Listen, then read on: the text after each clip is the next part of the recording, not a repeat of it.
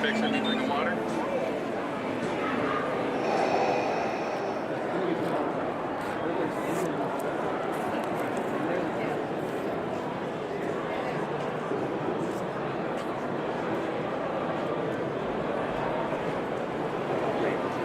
If I ever bought a graded book, I'd break it up. Oh, I mean, I like the aspect.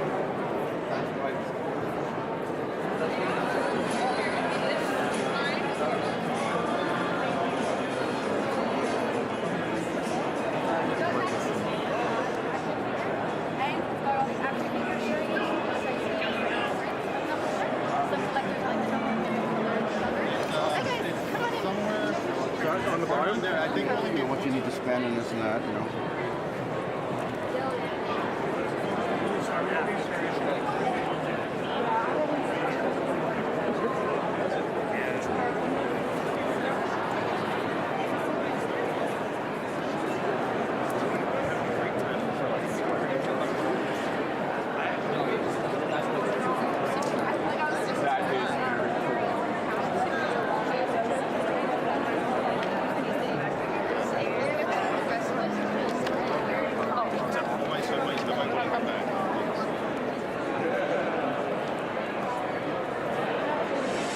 Let me see swim, yeah, let me see swim. Walked in, place froze up. Nowadays,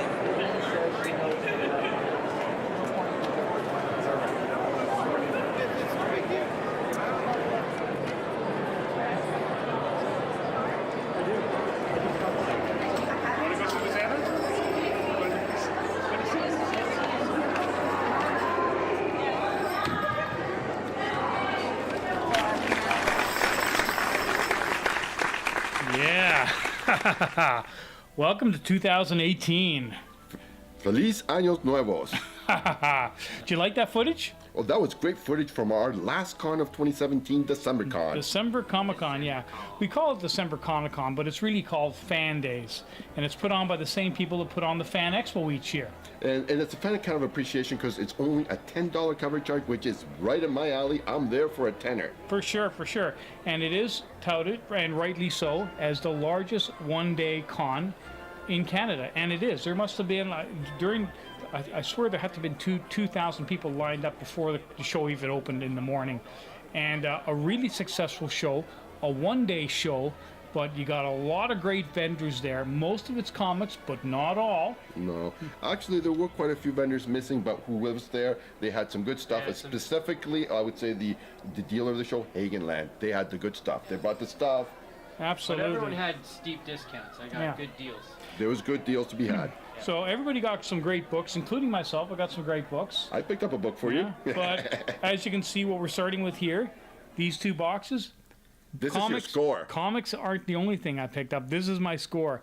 These are mint condition, in the box, vintage, trading cards. For Return of the Jedi and Raiders of the Lost Ark. Complete with gum you don't want to chew. Yeah. Complete with gum, yeah, never opened. Now, the Return of the Jedis were expensive. That box cost me $150, but you look on eBay, usually you're going to find them between $200 and $250, sometimes US, more. yeah. And the Raiders I got a really killer deal on. He said if I bought the Return of the Jedi, he'd give me the Raiders cards, and I got them for $80. So wow, that's a good deal. $230 for both boxes. So I was really psyched about getting them. That's a nice score. And how about you, Mike? Did you pick up any good books at the con? I did killer. You did good, eh? I did good. The prices were excellent. Mm-hmm. Absolutely. And how about you, Jose? Anything worth mentioning or what? Is that a rhetorical question? You always do score. I was a little bit perturbed. I did the usual reconnaissance, and like I said, I was a little concerned that the usual big players weren't there. Some big faces that were always there weren't there. Forest City wasn't there. Big B wasn't there. Pendragon wasn't there. But like I said, we had some good dealers. Harley Yee was again up from Michigan. Pendragon wasn't there? No, Pendragon wasn't there. Oh, I didn't even realize that. Yeah. There was not as many dealers this year as there was the year before. So it was lucky that we did as well as we did. There were some little dealers, like I say, GTA Comics, that we usually see at the Toronto Comic Book Show. They made their presence. They had a small little booth, but they're actually stepping up when it comes to the quality of their books. They've got some nice keys in good condition, some good prices there. Certainly were. And like I said, it was a good show. Okay, so we're not going to waste any more time here. Which one of you guys is starting first? Since we're doing the new vintage thing, I think I'll start off the show with that. All right, so you okay with that, Mike? Jose starting? Sure. Okay, so let's get going here. Okay, so for the very first segment of our first episode for 2018, we are going back with the old new segment, the new vintage, and here we have the new book, Birds of Prey, issue number 9 from April of 2011. Very nice. You know what? 2017 was a tough year for the ladies, especially with all the shenanigans going on down south of the border and stuff like that, which we won't necessarily get into, of course. But you know what? I recently watched a Netflix documentary that became highly recommended by a friend of mine, Steve. She's Draw Comics. And it basically chronicled the plight of women comics going back the last 40, 50 years since World War II. And again, as in real life, it reflected what was going on in the larger public. Now, out sorry, there. when you say women comics, you mean women comic artists? Artists and writers, exactly, in the market, exactly. Okay. So, I mean, the author, the writer of this book, Gail Simone, one of the voices there, and the ladies have had it tough. I mean, just because of their gender, and it's hard to realize that here we are almost 2 decades in the 21st century, and women were still, as recently as in the last few years, going with some of this stuff that they've been putting through. Well, at least the problem is out there. Hopefully, it's getting recognized, and we're on our way to creating more balance and equality when it comes to the females in the industry. They need them. They're half the percent of the population. We want to welcome them into our industry, and we want to make them feel like they belong. So, again, Birds of Prey, one of my favorite groups for the gals there. This issue, of course, I bought it for the art germ cover as well as the great writing from Gail Simone. Yeah. Now, it features a lineup consisting of Hawk and Dove flanking Oracle's smashed wheelchair. I guess you'll have to read the episode to find out what happens. Jose, why does she have a smashed wheelchair? Yeah, well, you just have to read the book. Yeah, the Huntress is getting some solace from gal pal Black Canary. And finally, in the middle background, giving a salute of the cap to the viewer, Lady Blackhawk herself, Zinda Blake. Cool. So that leads into our vintage segment. Mike, if we can do the pull away, that leads into our second book, which is Blackhawk number 140 from September 1959. Wow. Second appearance of Lady Blackhawk, Zinda Blake. Yes. Now, if I had picked up no other book at the con and I only had scored this bad boy, or girl should I say, I would have been completely happy. This is a really nice score from Wes Hagen and the boys at Hagenland. Nice. Lady Blackhawk is an alias used by 3 comic book characters over the years. Now, for first appearing freaks, her first appearance, Zinda Blake, was introduced in Blackhawk issue number 133 in February of 1959. Now, the second one was Natalie Reed. She appeared in Blackhawk Volume 2, issue number 1, cover dated March of '88. And the third, as yet unnamed, Lady Blackhawk debuted in a DC comic title in 2011. Cool. All 3 characters were aviatrixes and soldiers. Lady Blackhawk was ranked 48th in the Comic Buyer's Guide's 100 Sexiest Women in Comics list, although it does not specify which version of the character was chosen. Cool. Zinda Blake, determined to become the first woman member of the famed World War II unit known as the Blackhawks, trained herself to pilot a wide range of aircraft and made herself an expert in various forms of combat and weaponry. Her first attempt to join the group came in issue 133 when she helped rescue Blackhawk member Olaf from a modern-day pirate called the Scavenger. Cool. Now, despite her able assistant, Zinda was told the Blackhawk Code forbade a woman from joining the team. Zinda followed this exploit in this issue right here, number 140, by rescuing the entire Blackhawk team from the Scavenger. In return, she was told by Blackhawk himself that she could become an honorary member of the team. Gee, thanks, buddy, for welcoming into the boys club.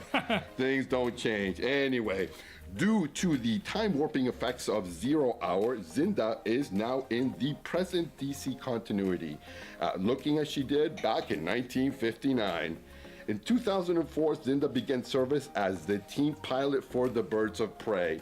Barbara Gordon recruits Zinda Blake as the team's 4th member, and she accepts the job with Black Canary's unofficial group on the grounds that she's in full control of flying duties. Now, one of the collecting interests in the thing is knowing that a character has a backstory, a history. This character is going back 60 years almost. And it's nice pointing out that she is still in the public eye, and that helps when it comes to a popularity or demand component of an issue. And here we have that. Yeah. There's plenty of characters that have never made the transition from the Gold or Silver Age into the present day. Yeah. And while there's still collectability factor for those characters, and usually they're from smaller publications, things like St. John's and Fawcett and Centaur Comics, those kind of esoteric titles that are still collectible, but a very small following for those people follow those things. Yeah. When you can get the public in general out there interested in a character by continuing to print that character, it helps in demand. For sure. So let's look at the 47th Overstreet price splits for the 6, 8, 9, and 9.2 grades are $30, $66, $138, and $210 US. Now, the interesting factor to note as far as pricing is concerned is that the first appearance, or intro as Overstreet calls it, in issue 133 had not been broken out from the 131 to 141 issues as of the 46th Overstreet guide 2 years ago now. Which technically meant that until 18 months ago, as far as Overstreet was concerned, the second appearance, as well as the rest of the issues in that run, were priced the same as her first appearance. Now, I don't know about you, but as far as I'm concerned, there's no way in a logical universe that obeys the basic laws of economic supply and demand that a non-key run issue could command the same price as that first appearance with that bondage cover in a seller's market interested in keys. For sure. No way. Now, as a savvy bargain key hunter, when I saw that the first appearance had finally been given its own separate listing in the latest 47th Street guide, I just knew that the knock-on effect would be created for the second appearance. And being that key-wise kind of connoisseur, I needed to exploit that knowledgeable gap in the market. Remember, the guys, they had this price at $35 Canadian. They did not miss prices, but these guys are wholesalers. They have a huge warehouse. They're not interested in making that higher percentage. They're willing to sell me that book for the Canadian equivalent and not thinking more about it. Yeah. Now, I know how scarce a book like this. I did some research. I mean, currently, right now, if you went on eBay, the world's largest electronic selling site, there's a handful of copies. When I say a handful, about half a dozen. Yeah. At least 3 of them are at least VG 3.0 or less. There's 2 graded copies, okay, a 5.5 and a 7.5 for the second appearance. One, the 5.5 is selling for $250 to $275, and the 7.5 is selling for about $750 US. In the CGC. In the CGC. Yeah. So I paid 30 Canadian, which is what, $21, $22 Canadian. We paid nothing. I paid nothing for this. Yeah. Although I paid what the guide more or less says with the Canadian exchange thrown in for free. So again, no-brainer when it comes to the spring 2018 submission list. This lady will definitely make the cut. For sure. I mean, it's a no-brainer. Okay, so great score. I could not be happier. Thanks a lot, Hagen Land. Always exciting to see a 10-cent cover as well. Oh, yes, with a beautiful Good Girl cover. There she is, front and center. Perfect score. Great start, Jose. Fantastic start. Okay, next we got Big Mike up with a twofer, and he's starting with a very nice copy of Superman number 218. Really cool 15-cent cover, Mike. Fantastic. Oh, thank you. You know, it was just cover appeal that first attracted me to this until I got it home and realized that it's the 10th appearance of the guy I love to pronounce, Mixoplick. Mr. Mixoplick, yeah. Yes, of course. Now, the reason why I say it's only the 10th appearance, Jose just had to speak on appearances.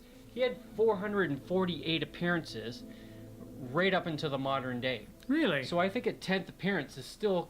It will qualify. This qualifies as an early appearance of the character. Yes. Of a character. So I mean, I was happy to get this. His first appearance, I believe, was a Superman book as well from September 1944.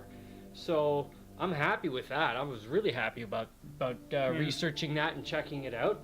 I give it about a 7.5. Again, killer deals at this. This is a Hagenland buy. I paid about $15 US worth. It's worth about 56 in that condition. You can't really argue.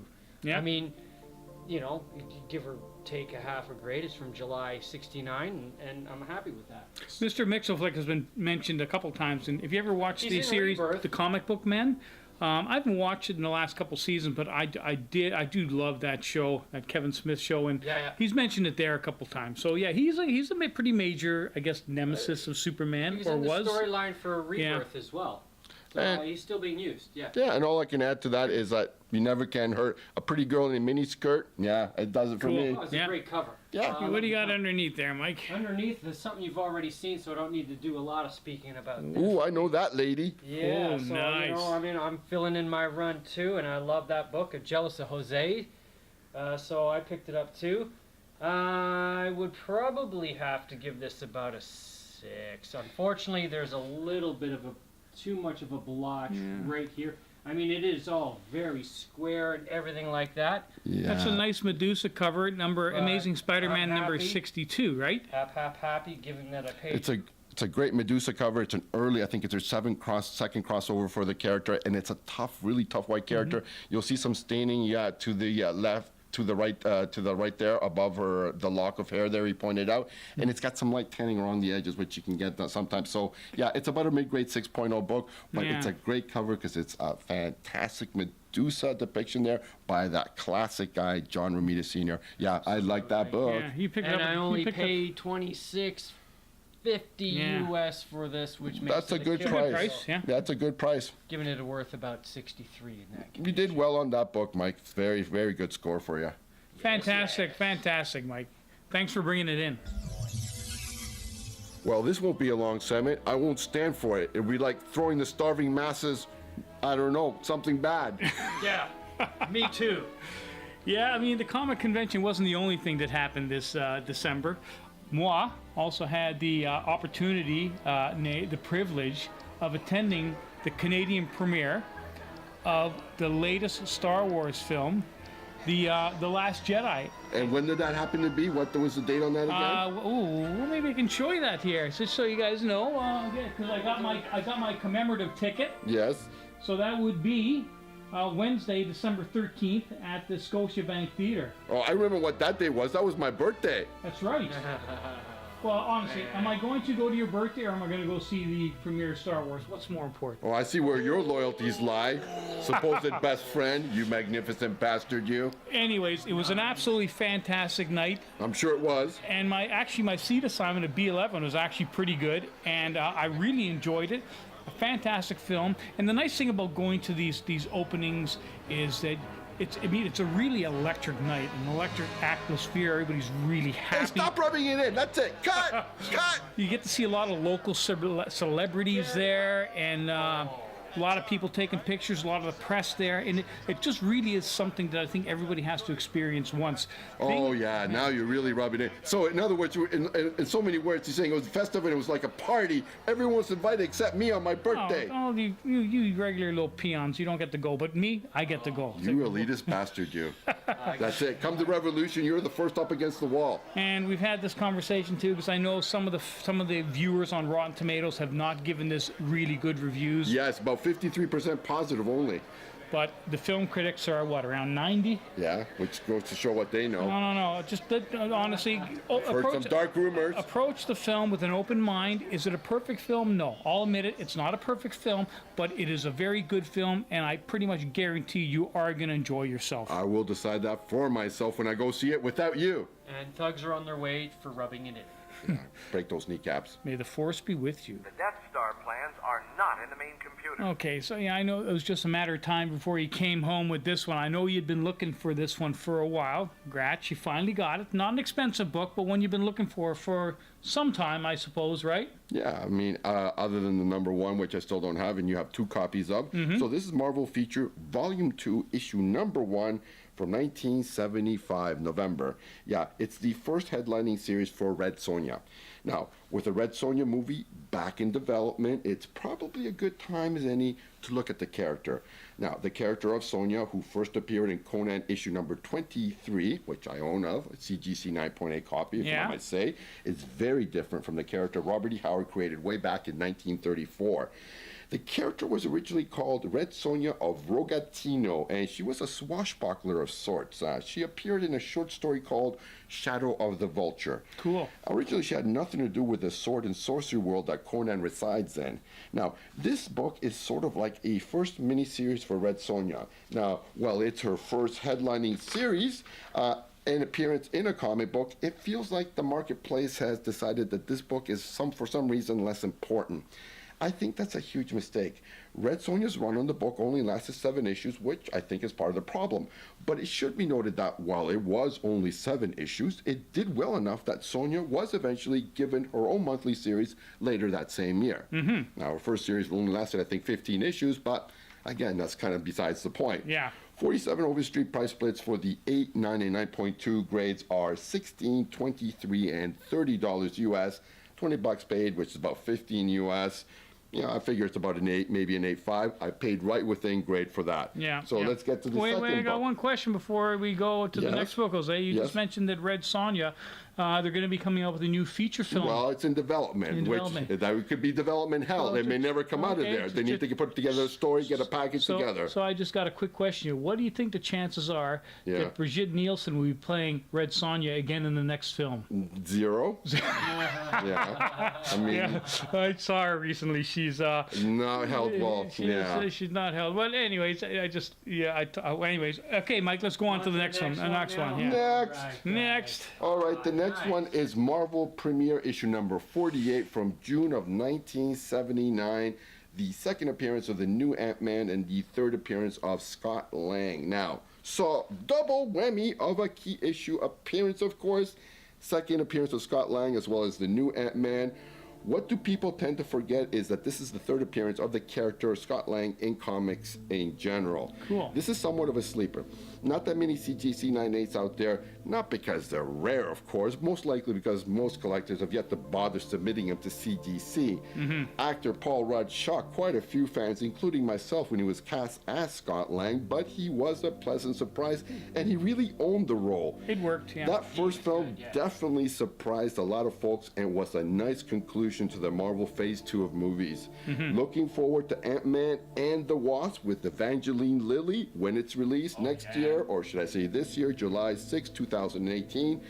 The Overstreet 47th guide at the 8, 9, and 9.2 price splits for these grades are 23, 37, and 50. Hagenland again, they had 45, I paid 40, 30 US. I figure around an 8.5, 9. Again, paid right within grade. That's the theme of this. Pay within grade. Very nice, Jose. Very nice. That's we got another book underneath there. That's it. Okay, right, cool. Great books, Jose. Thanks for bringing them in. No problem. Well, interesting here. I just think I can remember snagging this book, except I bought it for you. Not like it was on consignment or anything. I just knew you wanted this book and you didn't have it. Well, you didn't buy it for me, but you gave it to me, and I paid you for it. Well, I bought it on spec because, I mean, I'm not the world's biggest Star Wars comic collector, but I know you're trying to complete the run. Oh, absolutely. But any of you guys have watched all our previous episodes, there's a number of episodes. We're at the Toronto Comic Book Show. I've always got this book in my hand, and I'm hoeing and humming, and I end up walking out of most shows without it because I kind of, a lot of time I think it's overpriced. Well, but yeah. you found a fantastic copy. I'd say it's close to a 9. That's what I would say, 5.9, yeah. And it was how much? They wanted 45 and I got it for 40. Well, that's a steal because I think at the Toronto Comic Book Show, the guy was selling this one for 100. Yeah. Yeah. Well, yeah. No. Selling for, not actually selling. Yeah. He had it on sale for 100. Yeah. Whether he sold it or not, we don't know. Probably still Yeah. has it sitting there. And Yeah. any Star Wars, obviously you know what this is. This is the very last issue. It says right there on the cover. Yeah, of the original Volume 1 Series 1 by Marvel. By this time, the interest had waned considerably. Readership was down. The artwork was, somewhat suspect, although I think this cover's pretty decent. And the print run was very low. And trying to find one of these books in high grade is not easy to do. Tough black cover too on top of Yeah. it. And as far as the original series goes, this is one of the more expensive ones. It's definitely probably in the top 5 or 6 keys after you Yeah. get through the first issue and those Boba Fett issues. This is up there, I think, yeah. So a very cool key, a very hard key to find. I'm super stoked about owning it, Jose. I got to say thank you very much for finding So it. if you get the goal, I get the assist on this one. Yeah, I mean, if I found it first, I definitely would have bought it. I'm glad you gave it to me because if it was me, the other shoe reversed, Yeah, I know it would not be. That would not be reciprocated. I know that. I would have bought it and kept it. Damn right you would have. Anyway, so happy because this is a major one of my grails that I finally I get to cross off my list. So thank you, Jose. Thank you. Golf clap. Golf clap. Golf clap. Somehow I don't feel so good about it right now. Ooh, spooky. Secrets of Haunted House, issue number 5. Wow, this is kind of like New Year's, but we're going back to Halloween here. Nice image, though. Nice image. Yeah, couldn't wait till Halloween to show this one just because of the price paid. It was one of these collector dealer guys who had mostly $1 and $2 and $3 bins. And he had this on the wall for 12 Canadian dollars, which works out to like $9 US. It's worth about 35 in that condition. Mm-hmm. And it looks pretty Beautiful. nice. Beautiful Bernie Wrightson cover. I've shown other haunted house. Like I think I have like a number 35 or something like that I showed in Halloween. How to grab it. Yeah. Just Now it looks in fantastic condition. I'm seeing maybe a little bit of spine roll there, but other than that, other than that, the black covers aren't easy. Usually, if there's an imperfection, you're going to see it. I'm not really seeing a whole lot there. It's got good general overall eye appeal. It looks like if it's a high mid-grade, what would you say, Mike? I'd say about 7.75, yeah. I would agree with that grade. So I'm, Cool, I was happy with that. Hey, So- Bernie Wrightson, rest in peace, man. He put out some great work. And that's a great cover. Yeah, it's a low number. He says, "Oh, you never Cool. seen this," so I said, "All right." Yeah. I'll- Oh, wait a minute. I recognize this book. Oh, Oh, you knocked this one off your list, man. Wow, way to go. yeah, I'm looking for this myself. You must be jealous. Chipping away at the Steranko. I've got a few of these, so. This Mine one I was did in really not know. nice. Then this one looks pretty good, too. Yeah, I give this about a 6.0. So nice mid-grade copy. Again, tough white cover, but love that cover, man. Well, I waxed and waned on it. You can say whatever you want. I don't think I have anything to add on this book. Yeah, no, it's great. I mean, I don't think you're going to find too many of this. The Nick Shield number, anything when you get the white cover, there's always going to be a bit of yellowing on it, but it's superb condition. And I'd like to say I'm working on mine, my run as well, and I sort of am, but I haven't picked one up in like 2 years. I mean, there's only 7 Steranko issues, and the 6 and 7 issues are only covers. So I mean, there's not that many. And every time I find them, they're always in cruddy condition, and they're asking way too much money for Exactly, them. which means they weren't enjoying their time. It just Yeah. weren't appreciated. And the pricing, I still believe, still doesn't reflect that. Although you're having a hard time finding them, priced in And grade. pricing grade. They're Yeah. they're all crap, and they're way out of what, like, what do we call the guy at the end of the Over rainbow? the rainbow pricing on those books, The eh? rainbow. Oh, But well. unfortunately, we hit Hagenland, which was great because I paid $15 US. 15 That's a US steal. for that's a For that steal. grade? Yeah, Wow. Worth about 48. Are you sure you US. didn't stick that in your bag and then pay him for it? I mean, wow, No, 15 no, bucks. No, that's crazy, right? Wow. That's a good Scorpio price. impersonates Nick Fury in this issue, and I know. it's just so cool. The so bad cool. seed is his bro. What can you do? It's family. I know, eh? Yeah, who is Scorpio? I know it's a great book. Way to go, Mike. Now, if somebody could join the club and so we could all say we're the Three Musketeers on the book, it would be nice, wouldn't it, I Paul? have the hardest one. I got the number 1. I got it too. Great book, Mike. Thanks for bringing it in.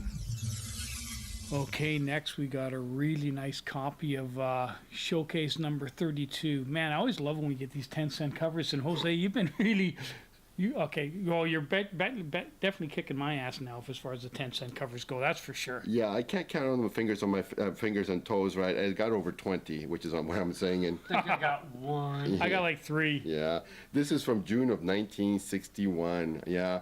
You know, DC anthology titles like Showcase and Brave and the Bold offer great opportunities for the savvy collector to snag some keys. Having said that, this issue here, right here, number 32, from June of 1961, only has a great cover to offer by Nick Tardy. So it's not really a key book. Now, having said that, It's an Aquaman book, and it's an early Silver Age Aquaman, okay? So the movie's going to be coming out this year, okay? And I just seen the Justice League movie, and Jason Momoa did really own the role, and I liked him in it. So if it's got any way kind of a half-decent story, these early Silver Age Aquamans from Showcase and Adventure are going to spike in pricing, so kind of preventative buying. Now, I have a weakness for monster covers, and the weirder and funkier, the better. This big purple dude is kind of cute and ugly at the same time. A neat trick to pull off, yeah. A nice addition to the collection, kind of like a foundation book, another brick in the wall. Not a big book, but it adds to it. You can never take the 10-cent covers for granted. This issue, like I said, predates the Aquaman issue 1, volume 1, which has a cover date of January of 1962. Condition-wise, it's about a 4.0. It's a VG book. It's got a little bit of spine tearing along the staple at the top that I detected. I scored it for only 60 bucks Canadian from veteran Michigan comic dealer Harley Yee, who was at the show. He had 70, I got it down to 60. 47 on the street for a VG grade, list for 80 US, which is about $100 Canadian. So I think I got about 40% discount form guide price on that. Yeah. The next book is also a nice Silver Age book. It's also a key. This is Avengers, Mighty Avengers number 62 from March of 1969, and it's got the first appearance of Manape and the first appearance of Nagamo. Wow. So the Manape is M'Baku, and he hails from the Jabari village within the nation of Wakanda, Africa. He is the second greatest warrior in Wakanda and is a definite threat to T'Challa's reign of the isolated nation. Like Killmonger, M'Baku also schemes to take the throne and rule away from T'Challa. He aligns himself with the White Gorilla cult, a rival to the Black Panther cult, whom are obviously the dominant cult in Wakanda. M'Baku is a ruthless warrior. He stalked and killed one of the rare white gorillas in Wakanda, bathed in its blood, and ate the creature's flesh in order to mystically incorporate the gorilla's incredible strength. His aide or trusted right-hand man is Nagamo, who also makes his debut in this issue. Manape will be played by actor Winston Duke, and the character has been confirmed to also be appearing in the Avengers Infinity War flicks. 47th Overstreet price splits for the 6, 8, 9, and 9.2 grades are $18, $41, $76, and $110. A mid-grade copy, about a 6.0. I picked it up for $20 Canadian from Hagenland. They had a bunch of books on the table, nice books. Picked it up. I couldn't bargain or dicker for 20 bucks. That's what, 15 US? Yeah. I saw the same kind of condition book. I had a dealer on the wall. They were asking $80 Canadian for it, Cool. which is closer to what the market is going for. But again, a nice key. Keep in mind, this book was reprinted in Jungle Action issue number 5, a book I have and it picked up, and it's a CGC 9.0 copy.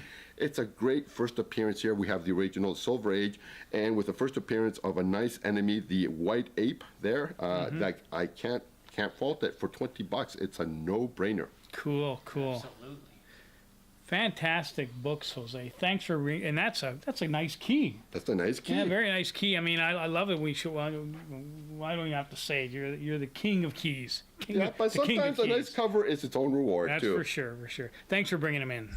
My life. Cool. Okay, so now we're getting down to the final segments here, and we got Big Mike, Eagle-Eyed Moog, and he's got a twofer. And he's starting off with a really great copy of Amazing Spider-Man number 91. Fantastic looking book, Mike. Thank you.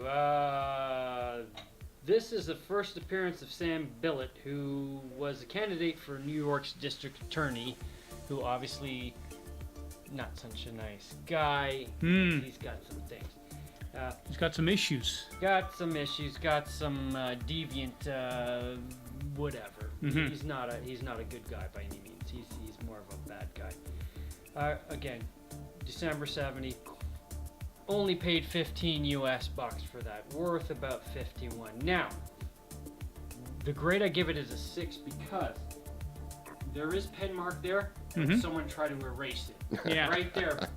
Slamming. That always makes it worse, eh? The next book is actually a full point higher, but that was the only, like, the biggest takeaway right there. But you know what? It comes down to your personal decision to be able to live with it or not. I can live with it. The thing is, you try to nine times out of 10, hopefully if not more, be able to live with it, because it sucks when you buy a book that you find that you can't live with the condition flaw that you originally thought you could. Oh, but look at the rest of it. It's Oh no, beautiful that's what I'm saying. Inside and out. It's Because just it's in a corner and it's not impacting the main. I mean, that does play a big I factor. got no problem with it. I got no problem with it in that sense. So fine. What do you got underneath there, Mike? Yeah. Happy with that one. Happy, happy, happy. And then Whoa. talking about appearances, here's a fourth appearance of Juggernaut, aka Kane Marco. Low appearance of yeah. Wow, and a lovely cover too, man. Yeah, I looked That's at this a one. nice I looked cover. at this one at December Con as well. Yeah, you almost snagged this one off There were me. two there. I was fighting. I guess you. I don't know who picked what You grabbed first because that was the one Yeah. actually I wanted. Yeah. So you bought this My book. second. No, I bought a very low X-Men, and there were two there, and I picked one, and Mike picked the other. I'm not going to show mine today. I'll show it in a later episode, but this is the one that Mike chose. Wow, it's a nice copy too. It looks It's like a fine, very fine 7.0. it looks it. Yeah, Paid that's not 30 bad. US bucks, so it probably had like a $40 price tag on it or whatever, and Wow. worth 123 according to the Realm. And now I went on eBay, and yeah, they all seem to line up with that price. I also even checked graded copies to see any similarities and stuff like that. So like, it was a killer deal, Yeah. and yours was a killer deal too. It was, Paul. yeah. Like, I'm a big X-Men fan. I don't collect runs for any book except Star Wars, the original series, and X-Men. So if I find one in this good condition, I'm definitely going to buy it. But that's the trouble trying to determine whether, I mean, I think it's easier to pull the trigger when you're getting a lower price. See, that's why I have some regrets on that 28 first Banshee. But I really paid up for a book like that. Now, and you guys thought I wasn't, at 7. You said it was higher. I mean, I'm still on the margins about whether I'm going to be submitting top 50-50. I may do end up showing just to put it out to bed, but it'd be interesting to see what that comes back in. But Mike, my hat's off to you. That's a beautiful Juggernaut cover. And Juggernaut, if I'm not mistaken, he was the half brother of Professor X, wasn't he? You are correct. Yes. Yeah. This also has the cover is by Gil Kane, John Tartaglione, Stan Goldberg, and Sam Rosen. 4 people on Four the guys cover. working on the one that cover, eh? cover. I have no idea why, but it looks great. I love it. I think the main cover is one set of pencils and inkers, and then you see kind of like the figures onto the side, like the headshot. Could be someone That's else the doing- penciler inker for that. I think Yeah. it's probably in that sense a composite cover. And Yeah. don't these actually look like something that would sometimes show up in the corner here, like that? No, but it's cool. No, I think that those things, the headshots there along the side, I think that's probably another artist and penciler team though. Yeah, could be. Yeah. Could be. Anyway, it's a beautiful cover, Mike. Thanks. Love it. That's a great price on a nice condition book. Happy. Nice to end on a note like that. Okay, well, that was absolutely fantastic. And guys, thanks for bringing in your books in our first episode of the new year. Sweet. Got some great stuff, and we're just going to end it by showing you this, my People Magazine's Ultimate Guide to the Last Jedi. This came out last month, and we're going to end it by showing you some extra footage that I shot at the Canadian premiere of The Last Jedi, which was a couple weeks ago at the Scotiabank Theatre in downtown Toronto. So until next time, guys, thanks for watching. And if you like what you saw, leave a comment, and we will see you next time. Hoi hoi. Special guest Mike. Yes. They make you do regular or something to make you. Thank you again. So we'll chat soon.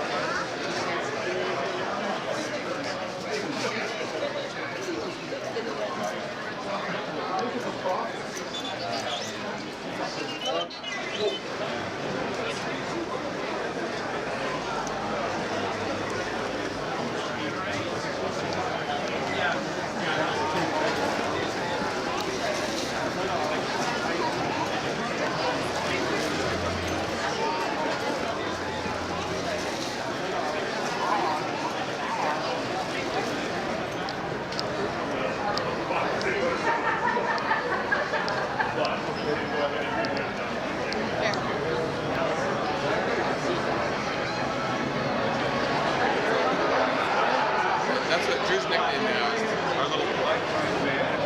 You know, Oh, okay. But it was all bent. to vent them to people. It's a flooding and trickling in. Taking the time. So I'm like, okay. Done. Sorry. Done. Excuse us. You leave your dog at the end. Here we go. Wait, there's